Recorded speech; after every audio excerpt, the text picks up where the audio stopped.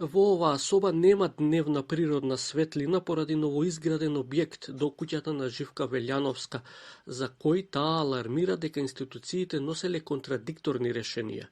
За новоизградениот објект, општина Тетово дала одобрение за градба, кој е поништено од Министерството за транспорт. Потоа соседот побарал ново второ одобрение за градба од општината, кој било прифатено и од второстепена комисија во Министерството, иако е евидентно дека по изградбата нема минимално задолжително растојание и целосно е блокирана природната светлина на прозорецот. Велјановска го има обжалено второто одобрение пред Управен суд и пред Виш управен суд, но веќе 6 месеци нема одлука. Освен што се соочуваме со неправда, има и постојани проблеми и закани од соседот, вели таа. Инспекција смо викале, и полиција, и све надлежни институции, ма нема кај не смо били, никој ништо не ни помага. Никој. Се вртиме у лавиринт.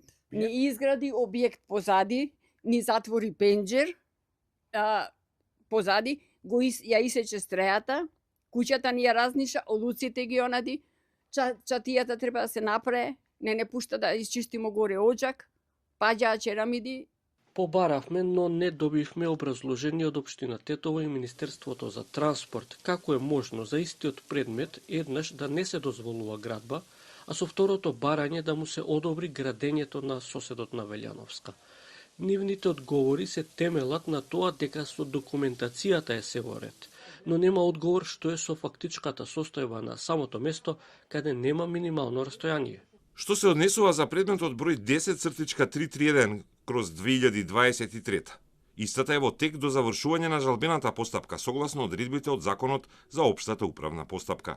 И од Министерството за транспорт со сличен одговор за втората постапка.